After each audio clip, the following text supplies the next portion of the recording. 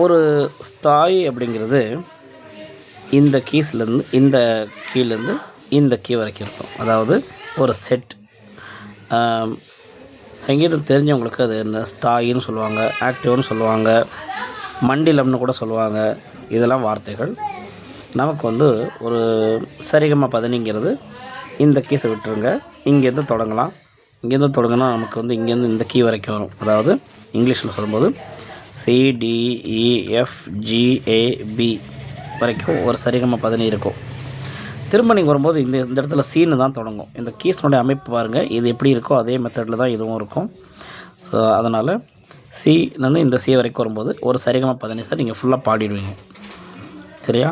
அப்படின்னா ஒரு சரிகம பதனி அப்படின்றது 7 சுரங்கள் தான். ஆனால் இதில் எவ்வளோ கீஸ் இருக்குது பாருங்கள், 12 கீஸ் இருக்குது. ஒரு செட்டில் ஒரு ஸ்தாயில் 12 கீஸ் இருக்கும். ஸோ அப்போ சரிகம பதனின்றது 12 ஸ்வரஸ்தானங்கள் தானான்னு கேட்டால் இல்லை, 16 ஸ்வரஸ்தானங்கள் இருக்குது. பட் 4 ஸ்வரங்களுக்கு இவங்க என்ன பண்ணியிருப்பாங்கன்னு பார்த்தா, ரீயில் இப்போ இது ரீ இது கன்னு வச்சிங்கன்னா இதுக்குள்ளே 2 ரீ இதுக்குள்ளே 2 க இருக்கும். அதே மாதிரி த நீன்னு பார்க்கும்போது இதுக்குள்ளே 2 த இருக்கும், அதில் 2 நீ இருக்கும் அப்படின்னு வச்சுக்கலாம். ஸோ நான் உங்களுக்கு அதை ஸ்வரஸ்தானத்தோட தெளிவாக சொல்லும்போது உங்களுக்கு ஓரளவுக்கு அது புரிஞ்சிடும். ச சஜம் ரீ, அதாவது சுத்த ரிஷபம், சதுஸ்ருதி ரிஷபம் ரீ 2, சக்ஸ்ருதி ரிஷபம் ரீ 3. நம்ம இதை ரீ 1 ரீ 2 ரீ 3 சொல்லாமல் ரா ரீ ரூ அப்படின்னு வச்சுட்டா இன்னும் கொஞ்சம் ஈஸியாக இருக்கும். ஓகே, அடுத்தது இங்கே பாருங்கள், இங்கே ரீ 3 சொல்லியிருக்கோம், இருந்தாலும் இங்கே க 1 இங்கே தான் வரும். ஸோ சுத்த காந்தாரம், சாதாரண காந்தாரம், அந்தர காந்தாரம், க கீ கூ அப்படி வச்சுக்கோங்க. இங்கே ரா ரீ ரூன்னு வச்ச மாதிரி இங்கே கா கீ கூன்னு இருக்குது. கொஞ்சம் குழப்பமாக இருக்கும். அது எப்படி இதுக்குள்ளே அவங்க இதை ஒழிச்சு வச்சுருப்பாங்க, இதை பாடும்போது என்ன பண்ணுவாங்க, இதை ராகமாக அமைக்கும் போது என்ன பண்ணியிருப்பாங்கன்னு நமக்கு நிறைய குழப்பங்கள் வரும். சொல்கிறேன். இப்போது இதை பாருங்கள், மா சுத்த மத்தியமம், இது மீன் சொல்லுவாங்க, அதாவது பிரதி மத்தியமம். 2 மா இருக்குது. அது மாதிரி இங்கே பா பஞ்சமம். இந்த சா அப்படிங்கிற இந்த கீயும் பா அப்படின்ற இந்த கீயும் எப்போதுமே மாறவே மாறாது. இதுக்கு ஒவ்வொரு ஸ்வரஸ்தானங்கள் மட்டும்தான் இருக்குது.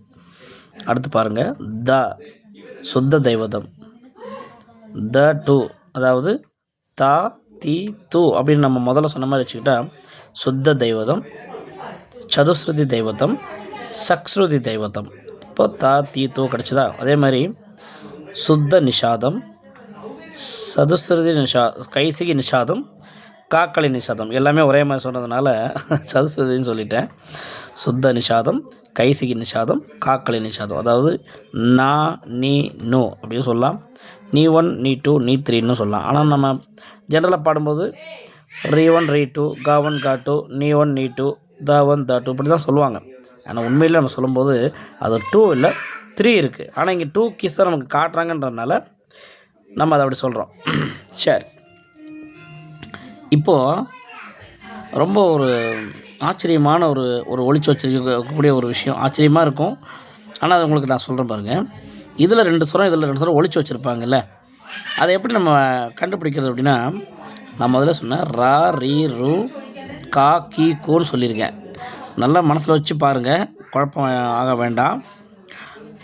இந்த ஏதாவது ஒரு ராகத்தில் இந்த இடத்துல நம்ம ரீ வாசிக்கிறோம்னா, இந்த கீழே ரீ வாசிக்கிறோம், அதாவது சி ஷார்ப்பில் ரீ வாசித்தா இங்கே 3 கா இருக்குது. அந்த ராகத்துக்கு இந்த 3 காவுக்கு வாய்ப்பு இருக்குது இல்லையா? இது ரீயாக இருந்தால் இதுவும் காவாக இருக்கலாம், அல்லது இதுவும் காவாக இருக்கலாம், அல்லது இதுவும் காவாக இருக்கலாம். சரி, இப்போ இது இந்த டி அப்படின்ற இந்த கீ ரீயாக இருக்கும்போது நமக்கு கா என்னாகும், இதுலேருந்து ரைட் சைடில் தான் நமக்கு கா கிடைக்கணும். ரீக்கு பிறகு தான் கா இல்லையா? ஸோ அப்போது இந்த 2 கீழே 1 தான் கா. அதாவது இந்த ரீயாக இருந்தால் இது ஒரு ரீ கிடைக்கலாம், அல்லது இங்கே ஒரு ரீ கிடைக்கலாம். ஸோ நமக்கு 2வது ரீக்கு 2 கா தான் கிடைக்கிது. 3வது ரீ, அதாவது ரா ரீ ரூன்னு சொன்ன பார்த்தீங்களா, இதுக்கு எத்தனை கா இருக்கும்? ஒரே ஒரு கா தான் இருக்கும். ஸோ இது ஒரு வாய்ப்பாடு மாதிரி சொல்லுவாங்க. ரா கா, ரா கி, ரா கு, ரீ கி, ரீ கு, ரூ கு, காக்கி கு, ரா ரீ ரூ. எப்போவுமே குழப்பம் அடையக்கூடாது. இதே அமைப்பில் இந்த த நீ அப்படிங்கிறத கூட பிரிச்சிருப்பாங்க.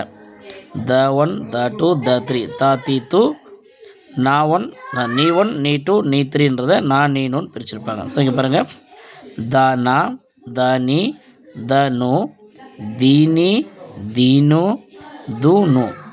சரி, இப்போது உங்களுக்கு 16 ஸ்வரஸ்தானங்களுக்கும் விளக்கம் கொடுத்துருக்குறேன்.